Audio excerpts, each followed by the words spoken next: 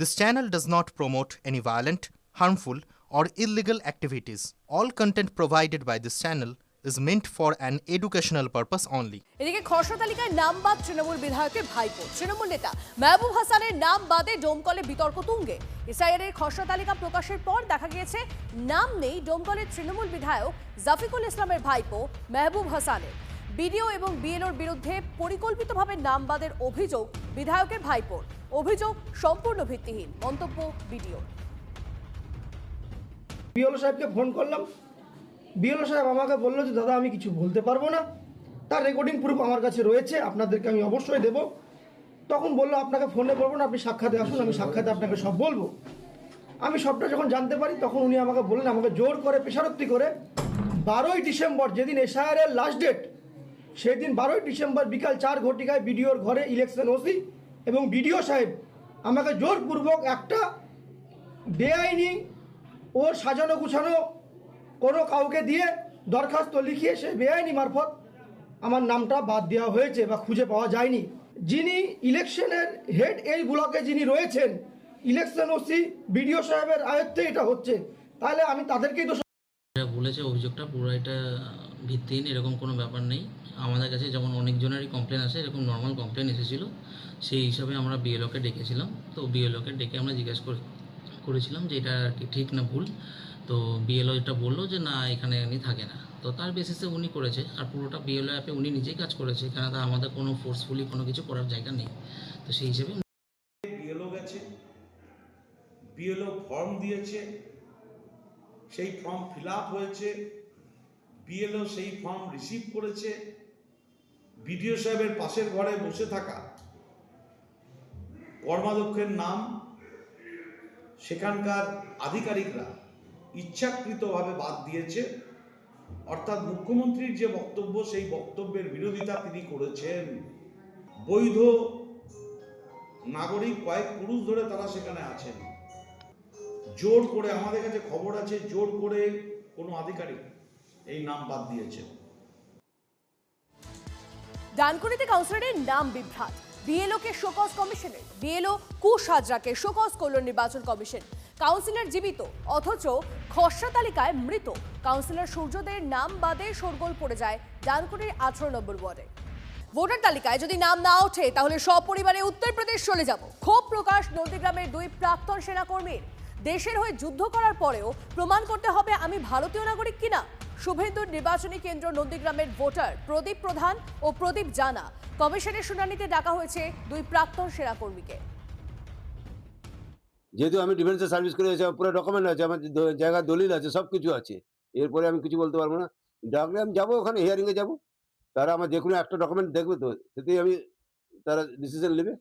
আপনার বাবার নাম নেই বলছে? বাবার নাম নাই বলছে, তো তার জন্য তো আমি দায়ী না। আমার ডকুমেন্ট যখন আর্মিতে গেছিলাম তখন আমার ডকুমেন্টটা কোথায় ছিল? ডকুমেন্ট তো সেখানে ছিল, সেন্টারে। যেহেতু 2000 দিয়ে বাবা মায়ের কিংবা দাদু ঠাকুমা দিদা এদের লিঙ্কে নাম তুলতে বলেছে, ওদের কোনো লিঙ্কেজ পাইনি বলে 4টা হিয়ারিং দেখিয়েছি। সেই সঙ্গে 2002-এ 3টা নামের মিসম্যাচ আছে, 2002 থেকে 2025। 2002-এ যে নাম ছিল গৌরাঙ্গ ভূঁইয়া, আর একজন ছিল বাসুদেব দাস, আর একজন ছিল হাবু দাস। ওরা 3জনই 2025-এ নামের মিসম্যাচ।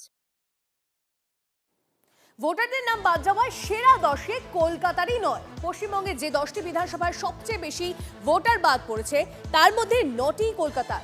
হিসাবের নিরিখে তালিকায় শীর্ষে রয়েছে উত্তর কলকাতার জোড়াসাঁকো বিধানসভা কেন্দ্র। এই কেন্দ্র থেকে বাদ পড়েছেন 72,899 জন, অর্থাৎ মোট ভোটারের 36.85%। তারপরেই রয়েছে উত্তর কলকাতার এই চৌরঙ্গী বিধানসভা। ওই কেন্দ্রে বাদ পড়া ভোটারের সংখ্যা 74,510, যা মোট ভোটারের 35.44%। সে তো নিশ্চয়ই একটা প্রভাব পড়বেই, রাজনৈতিক প্রভাব, ভোটের প্রভাব পড়বেই। তার থেকে বড় কথা হলো এই ভোটার ভোট দিত এবং এদের ভোটে জিতে এই এমপি এমএলএরা আবির মেখে নৃত্য করত। গণতন্ত্রের স্পিরিট তো সেটা বলে না। মুখে গণতন্ত্রের কথা, যত অগণতান্ত্রিক পদ্ধতিকে আঁকড়ে ধরা। আমি আবারও বলছি, আই রিপিট, যে কোনো বৈধ ভোটার বাদ যাওয়া উচিত নয়, নয়, নয়। আবার একটিও অবৈধ ভোটার যাতে না থাকে সেই বন্দোবস্ত কিন্তু ইসিকে করতেই হবে। কলকাতার যে কোনো একটা বিধানসভা ধরুন, মনে করুন জোড়াসাঁকো, তাতে আগে ভোট পড়েছিল কত? 65 থেকে 67%। ভোটার দেখবেন কিছু না হলে 2,80,000 মতন ভোটার আছে। তার থেকে আপনি 35% ভোটের হিসেব করে বাদ দিয়ে দিন। যত ভোটার বাদ গেছে তার দ্বিগুণ ভোটার। তার মানে এই ভোটার যাদের নাম যে বাদ যাচ্ছে তারা ওই অনুপস্থিত ভোটারদের মধ্যেই লুকিয়ে আছে তাদের নাম। সুতরাং যারা ভোট দিয়ে জিতিয়েছে তাদের সংখ্যা অবিকৃত থাকবে বলেই মনে হয়, কারণ মৃত ভোটাররা এসে ভোট দেয়নি, সেটাই আবার প্রমাণ হলো। রোহিঙ্গা অনুপ্রবেশকারী ভোটার নিয়ে বিজেপিকে তোপ অভিষেকের। বিজেপির দাবি খারিজ করেছে কমিশনই। দাবি অভিষেকের যদি অনুপ্রবেশকারী তালিকা থাকে তাহলে তা কমিশন বের করুন। দাবি তৃণমূলের সর্বভারতীয় সাধারণ সম্পাদকের। সামারি ডিভিশনে, স্পেশাল সামারি ডিভিশন বা এসএসআর আমরা যেটাকে বলি, সেখানে 1.5-2% ডেড ভোটার অলওয়েজ বাদ যায়। এখানেও তাই।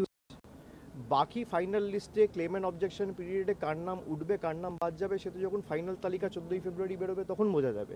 কিন্তু বিজেপির যে গল্প যে 1 কোটি 1.5 কোটি রোহিঙ্গা অনুপ্রবেশ, এটা তো একদম খারিজ করে দিয়েছে ইলেকশন কমিশন নিজেই। আর যদি কোথাও কোনো রোহিঙ্গা অনুপ্রবেশকারীর তালিকা থেকে থাকে তাহলে ইলেকশন কমিশন রিলিজ করুক। আর যদি অনুপ্রবেশ হয়ে থাকে তাহলে জবাব তো দেবে অমিত শাহ, দেশের স্বরাষ্ট্রমন্ত্রী, যিনি সীমানা রক্ষা করছেন, যিনি বর্ডার পাহারা দিচ্ছেন, তার অধীনে থাকা সিআরপিএফ বর্ডারের সুরক্ষার দায়িত্বে রয়েছে। পাওনা টাকা চাইতে গিয়ে গুলিবিদ্ধ এক ব্যক্তি। নদিয়ার চাপড়া হাতিশালা 2 নম্বর গ্রাম পঞ্চায়েত এলাকায় চাঞ্চল্য। হাটরা সবজি বাজার এলাকায় একজনের কাছে টাকা পেত গুলিবিদ্ধ ব্যক্তির বন্ধু। বুধবার সেই টাকা চাইতে গেলে তাকে লক্ষ্য করে গুলি চালায় অভিযুক্ত। গুলি লাগে ওই ব্যক্তির হাতে। তাকে চাপড়া গ্রামীণ হাসপাতালে নিয়ে যাওয়া হয়। ঘটনার তদন্তে চাপড়া থানার পুলিশ। এদিকে পুলিশ বোর্ড বসানো গাড়ির সঙ্গে বাইকের মুখোমুখি সংঘর্ষ। পশ্চিম মেদিনীপুর জেলার চন্দ্রকোনার ক্ষীরপাই এলাকায় চাঞ্চল্য। আশঙ্কাজনক অবস্থায় হাসপাতালে ভর্তি বাইক চালক। জানা গেছে বাইকটি ক্ষীরপাই থেকে রামজীবনপুরের দিকে যাচ্ছিল, অন্যদিকে গাড়িটি ক্ষীরপাইয়ের দিকেই আসছিল। বেপরোয়া গতির জেরেই কি এই বিপদ খতিয়ে দেখছে পুলিশ। চালক পাকড়াও।